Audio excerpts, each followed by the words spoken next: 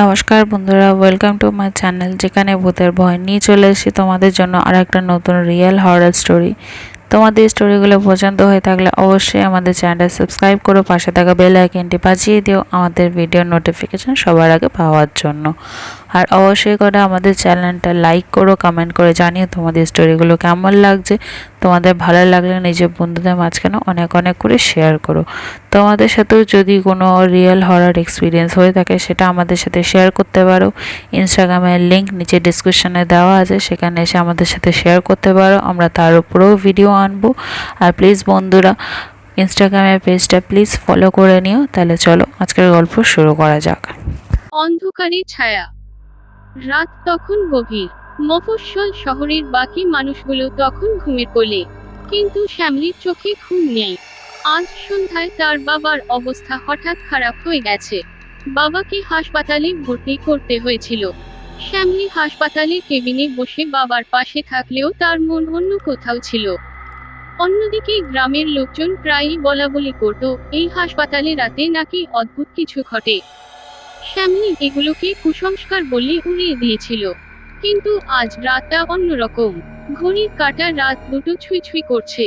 হঠাৎ করেই কেবিনের বাতি জ্বলে উঠল আর নিভে গেল। শ্যামলীর মন অস্থির হয়ে উঠল। বাবার কষ্টের দিকে তাকিয়ে সে কাঁদতে শুরু করলো। বাবার জন্য তার প্রাণ কাঁদছিল। কাঁদতে কাঁদতে কখন যে তার চোখে ঘুম এসে গেছে তা সে নিজেও বুঝতে পারেনি। কিছুক্ষণ পরেই হঠাৎ শ্যামলীর ঘুম ভাঙল। কে যেন তাকে জোরে জোরে ডেকে তুলছে। চোখ খুলতেই সে দেখল সামনে এক অজানা নারী দাঁড়িয়ে আছে। তার চোখ দুটো লাল। পোশাক দেখে বোঝা যাচ্ছে তিনি একজন রোগী, কিন্তু তার অবস্থা ভয়ানক। আপনি কে? ভয় কণ্ঠে ধরা পড়ল শ্যামলী। আমার সাহায্য দরকার। নারীটির কণ্ঠস্বরে কষ্ট স্পষ্ট।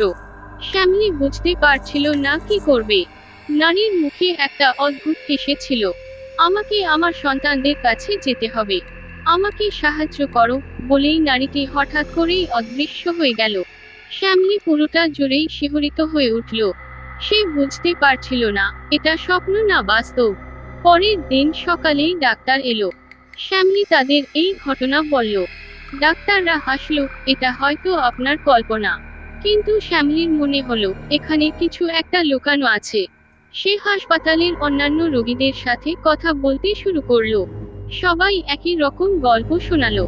সবাই বলল রাতের বেলা তারা একটা নারীর কণ্ঠ শুনতে পায়, যে তার সন্তানদের খুঁজে বেড়ায়।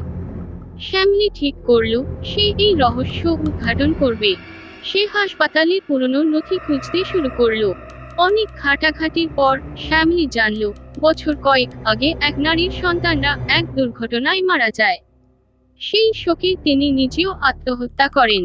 আর সেই নারীকে এই হাসপাতালে ভর্তি করা হয়েছিল। শ্যামলী বুঝতে পারল সেই আত্মা এখনো এই হাসপাতালের আশেপাশে ঘুরে বেড়াচ্ছে। এক রাত সে ঠিক করলো এই আত্মার সাথে কথা বলবে। রাত গভীর হলে শ্যামলী সেই কেবিনে ফিরে এলো। তুমি কি আমাকে শুনতে পারছো? শ্যামলী জিজ্ঞাসা করলো। তখনই হাওয়ায় একটা কাঁপন উঠল। সেই নারী আবার দেখা দিল। তুমি আমাকে কি সাহায্য করবে? কিভাবে আমি তোমাকে সাহায্য করতে পারি? শ্যামলী জানতে চাইল।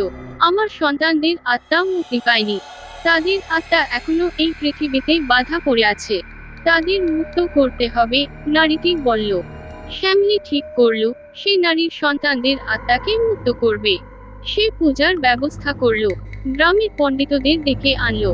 পূজা শুরু হলো। ধীরে ধীরে সবকিছু স্বাভাবিক হতে শুরু করলো। নারীর মুখে শান্তির আভাস দেখা গেল। শেষমেশ পূজা শেষ হলো। শ্যামলী অনুভব করল সেই নারীর আত্মা মুক্তি পেয়েছে। শ্যামলীর বাবাও ধীরে ধীরে সুস্থ হয়ে উঠল। সবার মনে একটা অদ্ভুত শান্তি নেমে এল। শ্যামলী ভাবল হয়তো কিছু অজানা শক্তি আমাদের জীবনে প্রভাব ফেলে, কিন্তু যদি আমরা সাহস করি তবে সেই শক্তিকেও জয় করা সম্ভব। শহরটা আবার স্বাভাবিক জীবনে ফিরে এল।